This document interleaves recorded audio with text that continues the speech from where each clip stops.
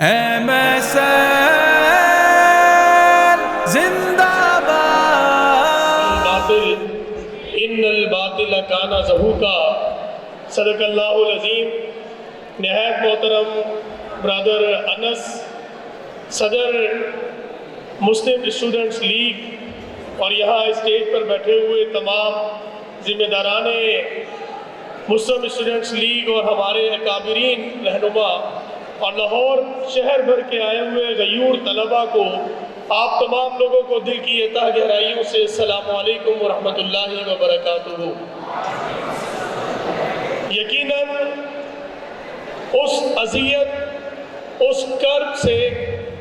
آپ اور میں گزر رہے ہیں کہ جس کا اندازہ ایک وہ فرد کر سکتا ہے کہ جس کا جسم اس کو مستقل وار کر کر زخمی کر دیا جائے، زخموں سے چھلنی کر دیا جائے، کہ آپ صلی اللہ علیہ وآلہ وسلم کی اس حدیث کی مانند، کہ آپ صلی اللہ علیہ وآلہ وسلم کے جن پر آپ کے اور میرے ماں باپ قربان، انہوں نے یہ فرمایا تھا کہ مسلمان ایک جسم کی مانند ہے، اور پوری دنیا کے اندر جہاں کہیں بھی کسی مسلمان کو تکلیف ہوتی ہے، پوری دنیا کا مسلمان اس کی تکلیف کو محسوس کرتا ہے۔ میرے دوستوں، بھائیوں اور ساتھیوں، اس وقت پوری دنیا کے اندر جہاں مسلمانوں کے اوپر طاغوت اپنی تمام تر ظلم اور بربریت کا بازار گرم کیے ہوئے ہیں، وہاں اس وقت عالمی افق کے اوپر فلسطین سر فہرست ہے۔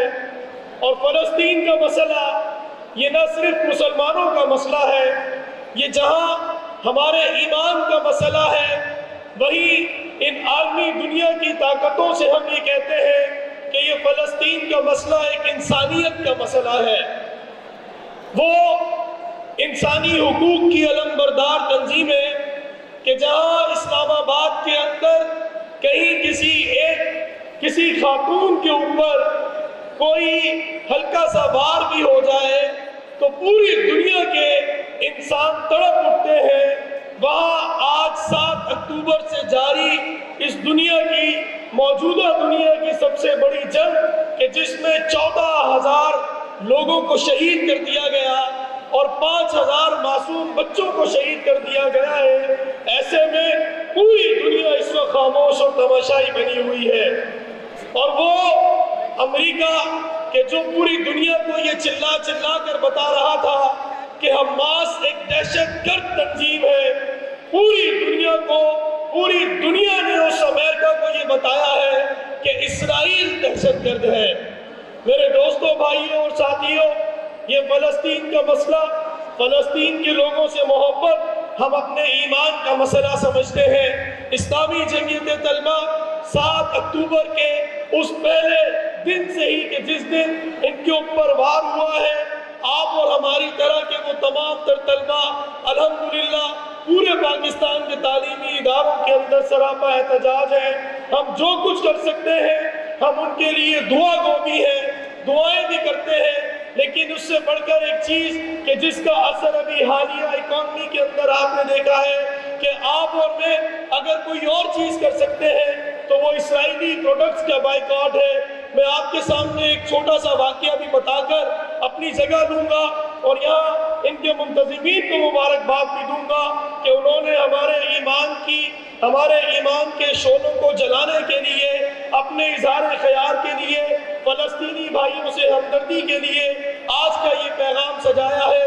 آج کا یہ پروگرام سجایا ہے۔ میرے دوستوں، بھائیوں اور ساتھیوں، میں پچھلے دنوں ساؤتھ افریقہ ایک کانفرنس میں گیا ہوا تھا کہ جہاں پر 50 سے زائد اسلامی ممالک کے لوگ جمع ہوئے ہیں اور وہاں بیٹھے ہیں۔ اس کانفرنس کے اندر ہم نے اپنے پلیٹ فارم سے وہاں فلسطینیوں کی حمایت کے لیے ایک قرارداد پیش کی، لیکن صد افسوس یہ ہوا کہ وہ تمام عرب ممالک کہ جو ہم پاکستانیوں سمیت پوری مسلمان امت کے خیر خواہ ہیں، وہ اپنے آپ کو مسلمانوں کا ٹھیکیدار سمجھتے ہیں۔ اس پوری کانفرنس میں اس قرارداد کو پیش کرنے کے بعد پورے ہاتھ میں سناٹا طاری تھا، اور 2 سے 3 ممالک کے علاوہ کسی فرد نے بھی اس قرارداد کی حمایت تک کرنے کو بہتر نہیں سمجھا ہے۔ میرے دوستوں، بھائیوں اور ساتھیوں، اس وقت امت مسلمہ کا یہ حال ہے۔ آپ کو اور مجھے جاننا ہوگا وہ کہ جو آج تعلیمی اداروں کے اندر آپ کے اور میری طرح کے طالب علم پڑھ رہے ہیں، جو نہ صرف پاکستان کا مستقبل ہے